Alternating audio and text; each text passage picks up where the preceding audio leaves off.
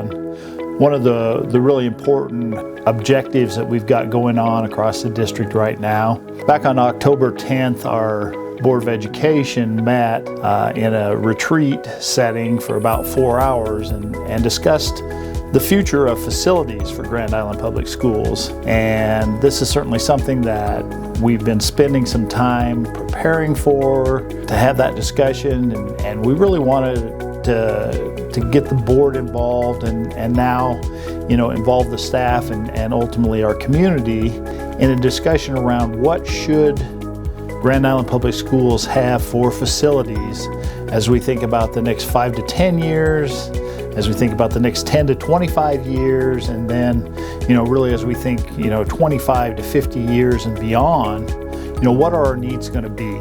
So I wanted to take a few minutes to walk through a presentation that we're going to be doing, with public groups, and really fill our staff in on the information that we're going to be sharing and really start developing ideas around. And certainly we want ideas to come forward from everyone. And so I think as a staff, as you think about the information that gets shared here, and you have ideas, we would certainly encourage you to share those ideas with your building administrators. We certainly would welcome any input that you want to bring directly to the district leadership team. We're looking for answers, and I think as we go through the information, you're going to see that a lot of our questions swirling out there are around what are we doing with the high school and where does that go? We are, really working from no set plan at this point in time. We are looking for ideas, and our board has made a commitment to come back together in March or April and continue the discussion that they've started. And hopefully by that time we'll have some input from staff, community, and all of our stakeholder groups that would give us some ideas of, okay, here's what that plan maybe should look like. So with that, I'm going to go ahead and present some information. And, again, we're open to questions, we're open to ideas, and we look forward to interacting with you around this information. So, Grand Island, as a community and economic development group, had just completed a study looking at the population growth of Grand Island over the next 25 years. This chart illustrates what that growth could look like. As you look, you see from 1940 up to the current day what the growth looked like. The current 53,000 plus people that we have in Grand Island is then projected over the next 25 years to continue to grow. And if you look at the lines where they divide there, and you'll see that on the low side, we're projecting about a 7,000 person growth in Grand Island in the next 25 years. On the high side, that could be 20,000 plus. And so when we think about that and how that is going to impact our school district, we'll take a look at another chart here. And this chart really breaks down that population growth into the different categories that we would maybe think about that growth happening within the school district. Think about what would our current preschool enrollment look like if we had a 7,000 person growth in Grand Island or a 20,000 person growth. And what would our elementary population look like? And what would our middle school and our high school populations look like?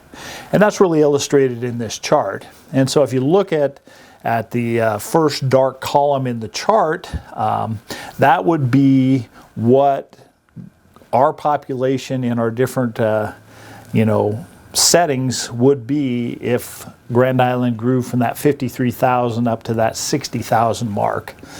And you can see in the preschool we'd be looking at an additional 93 students. We certainly have the capacity to handle 93 students in our preschools that we'd have right now. From an elementary side, we're looking at over 500 additional students. Well, 500 students would be another elementary building. If we filled our buildings at capacity now, We could accommodate a good share of that 500, but we're probably not able to accommodate all of that 550 students. So we'd probably be looking at an additional elementary building. So that's certainly one part of the future planning. Middle school, we have an additional 275 students. Middle school right now is where we are at our greatest capacity, or actually our least capacity, I should say. That is where we're the tightest right now, is at the middle level.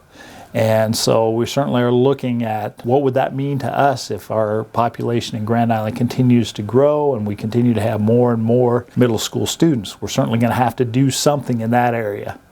And then if you look at the high school, 344 students. With the structure that we're in, with students going different places, we probably have the capacity to handle that right now. But then if we look at the next column where we're talking about a population growth in the next 25 years of 20,000 plus people in Grand Island, it certainly looks a little bit different.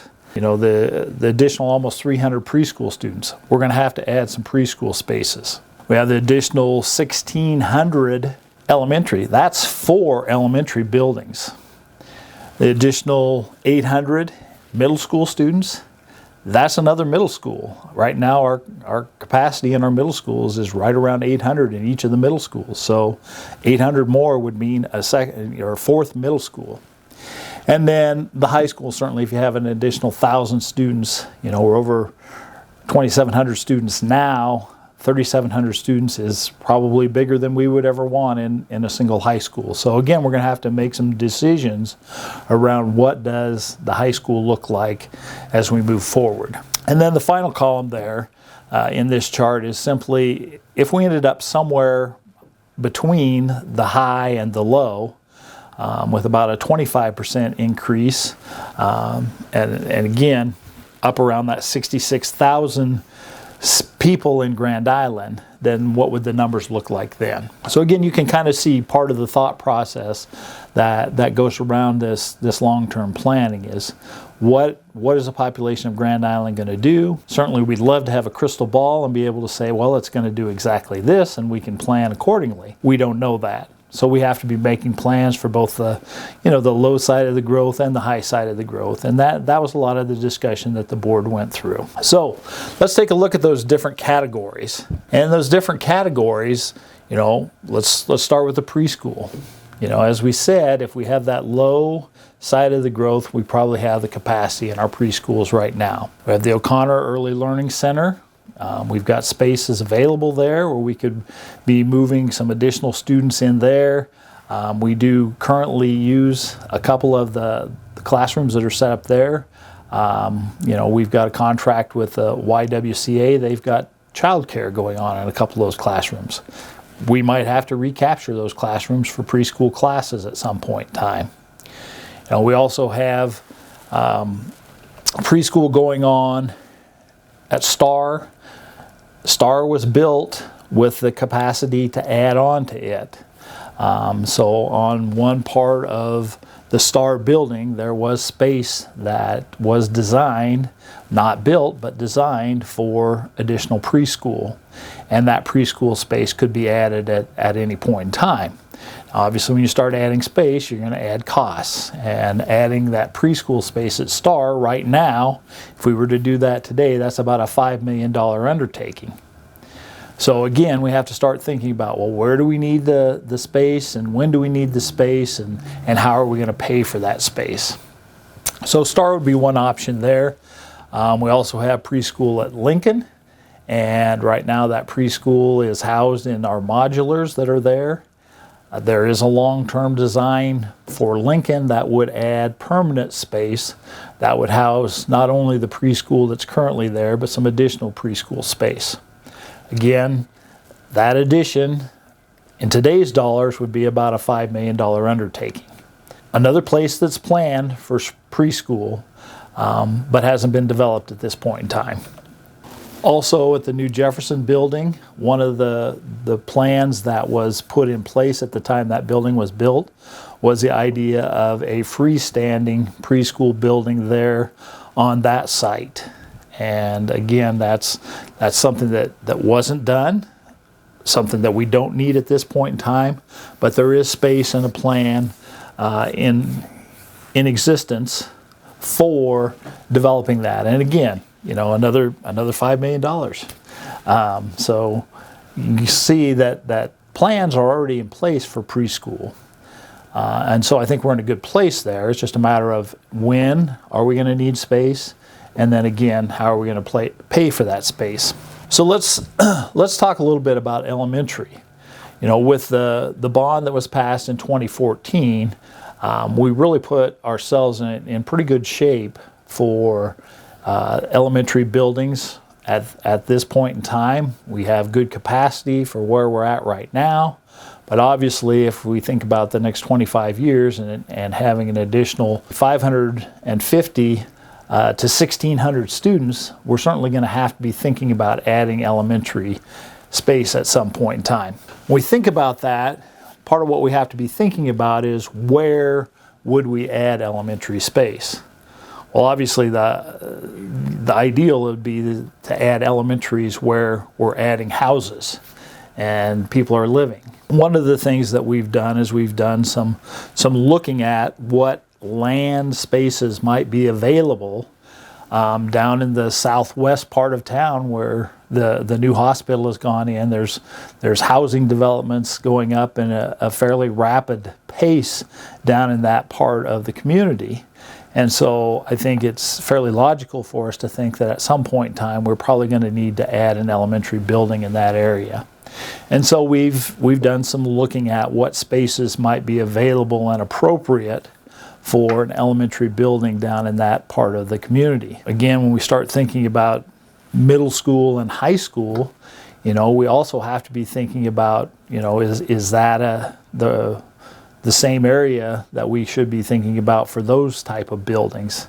And probably realistically it is. So I think as the board is doing long-range planning, one of the things that may figure into that planning is the purchase of some land to position ourselves for later on building an elementary building or building a middle school building or building a high school at some point in time.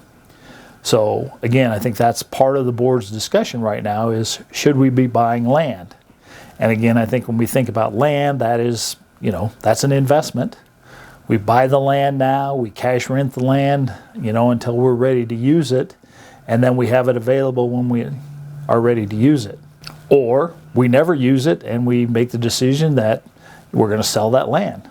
And either way, it's an investment.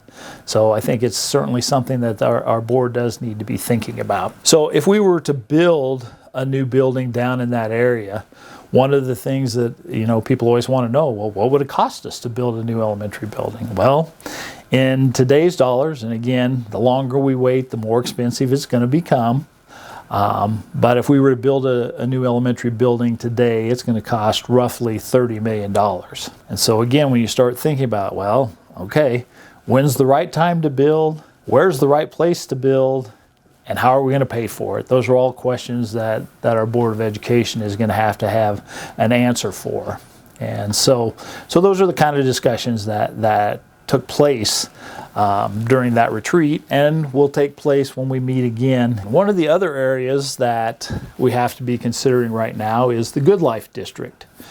That space that's located between Highway 2 and 281 on the north end of town, where right now the city is collecting part of the sales taxes in that Good Life District that would then be reinvested in putting together housing as well as sports fields, sports courts, some of the other things that are included in that Good Life plan. Well, certainly if the number of houses that are planned to be developed are developed in that area, that's going to be another place where we're going to need an elementary building. Fortunately, the city and part of their planning process has already designated land in that area that would be set aside for an elementary school. And so we kind of know that we have the land available, but again, that's another $30 million to build the building. So, when is going to be the right time for that to happen? How soon will that Good Life development really take off and go? So those are again, part of that unknown that we're dealing with right now, but we know at some point in time could move fairly fast because there is money there. And so that's an area that could end up being developed fairly quickly. And we'll need to have a plan ready to go for again, putting an elementary building potentially in that area. So those are a couple of considerations in terms of the elementary. Now, if we get that whole 20,000 person growth in Grand Island, we're probably realistically thinking of at least one more elementary building somewhere else other than those two that we just discussed. So those are things that are on the horizon there. The one other area that we have with elementary that we need to be addressing in the fairly near future, our Gates building. You know, our Gates building really does not have all of the operational capacity and amenities that we would want to have in our elementary buildings. And so there are just some things, there have been some plans that were on the forefront several years ago, but the money did not become available to do some renovation at Gates. And that Gates building has some needs that we're going to have to figure out how we're going to meet. And so part of the consideration is do we make a $10 million investment in Gates to bring it up to speed with our other elementary buildings? Or is it one of those situations where we should be thinking about totally doing away with the Gates building and rebuilding it? So that's another one of those considerations that's out there. Now, all of our buildings have different needs, and we have a regular project list that's ongoing that we're working our way through to continually address needs. That isn't going to change. We're going to continue to address those project needs across the district. This planning was really more about, well, where do we need to do something significant with facilities?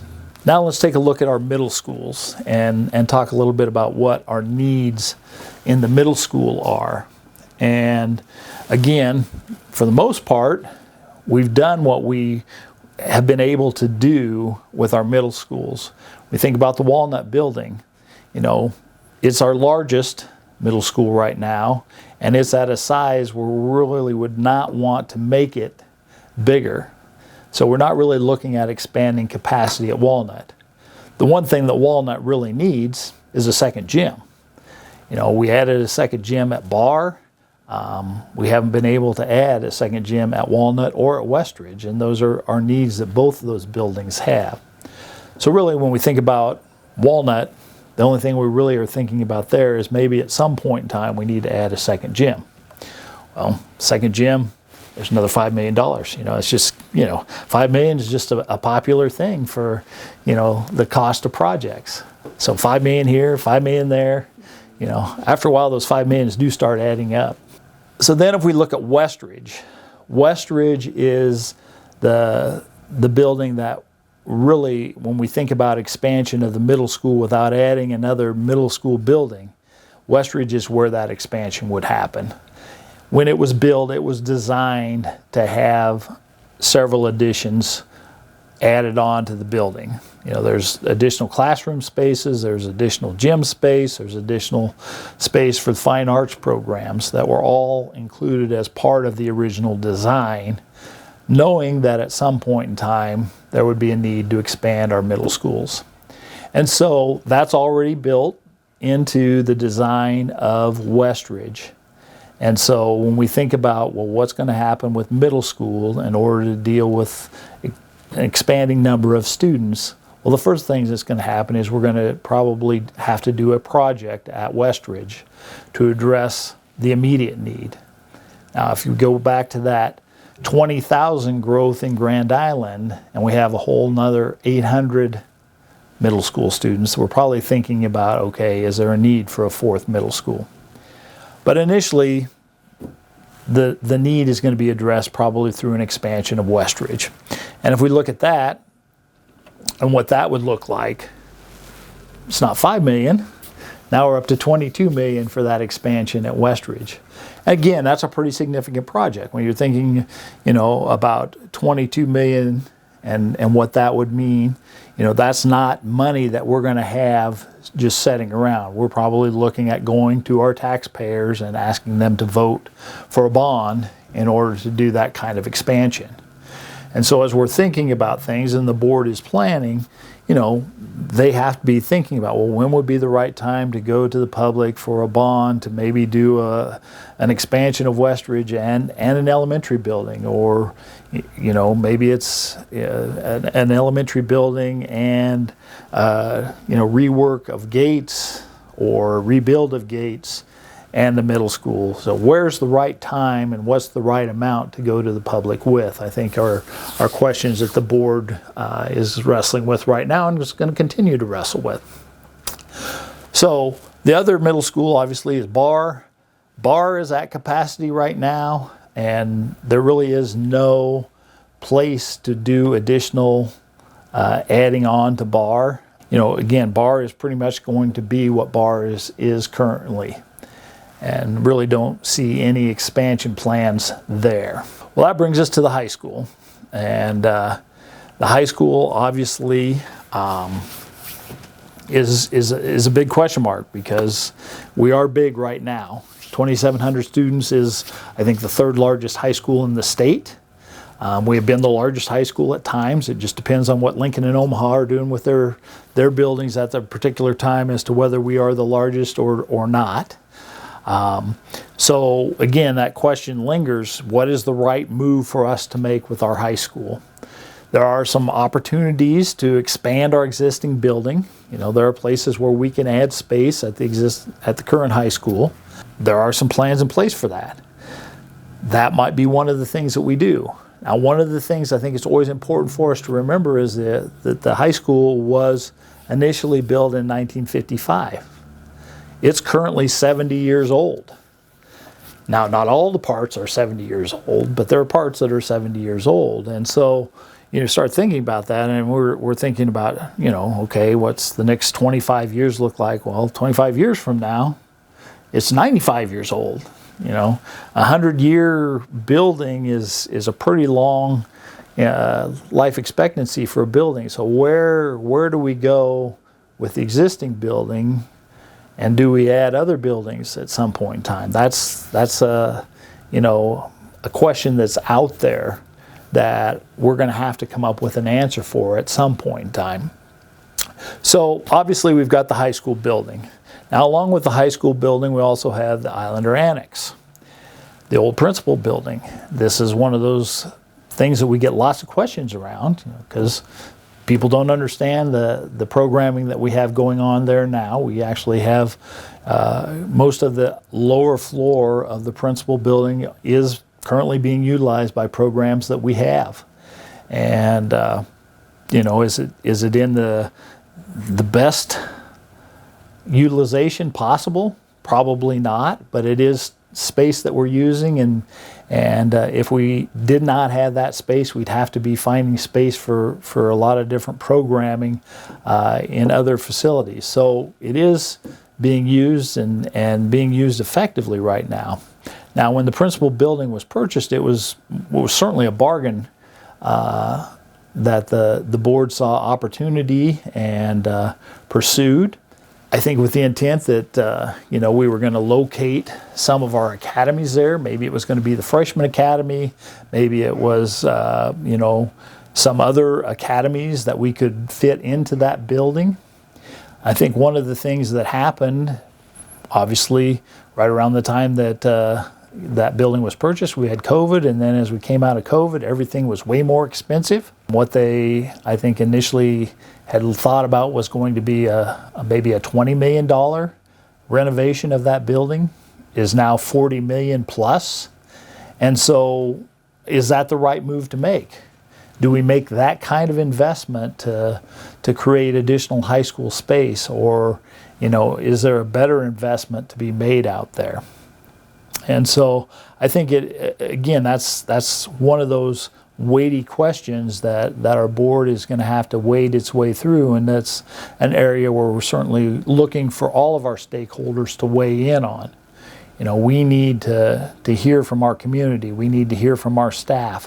What is the right direction for us to go with the high school? Because obviously, other than the principal building, we also have the Career Pathways Institute building, and that is a building that did have additional space planned that could be added on to, and even beyond the plans that already exist, there's space enough there that you could add enough space to potentially take the Career Pathways Institute up to being a technical high school that would serve either in conjunction with Grand Island Senior High, or could be a standalone technical high school. So again, that's a possibility. Do you continue to have a couple of our academies, or do we expand another academy and use that as an academy structure, or do we take it where we bring all of our different classes that would be offered in a traditional high school to that facility and be able to have it operate as a standalone high school? That would be another possibility. And then obviously beyond that, there's the idea that at some point in time, do we just build a second high school? And how big is that second high school? Is it a Class B high school with the ability to expand to a Class A high school? Right now, if you divided Grand Island Senior High in half, you probably could have 2 Class A high schools. They both would be on the very small end of Class A. And so what is the right structure for that there? And again, what's the right pricing? Because when you price out a high school, let's say it's 1,000 student high school, that's what we said we were going to be adding, was 1,000 student. Well, 1,000 student high school, a Class B sized high school, is going to be 100 million plus. So again, when is the right time to make that move, and what is the right move to make? And obviously, how do we structure all of these different needs so that our public is able to finance what those needs are? That's a quick overview of the different pieces that our board is currently wrestling with in terms of future facilities. Do we go buy some land to position ourselves for something later on? When is the right time for us to start addressing elementary needs? What is the right path for us to take with high school? When are we going to do an expansion of Westridge? Those are all things that we need to start putting a plan together for. We're probably not going to be doing anything in the next year or 2 years or 3 years maybe. But again, when you start thinking about if we wanted to have something ready to go 5 years from now, then we probably need to be well along that planning process between 2 and 3 years from now. And so I think that's really where we're at right now, is we need to get a comprehensive plan built so that we can start putting the pieces of that comprehensive plan in place. So again, we would encourage any of you that have ideas, share them with your building leadership, share them with the district leadership. Let's get all the ideas on the table, and we really want to be able to have good conversations around this. Hopefully this will spark an opportunity for you to visit with some of your colleagues, visit with people across the community. We need ideas to put together so that we can find the right answer. With that, I will let you return to your day, and you have a great rest of your week.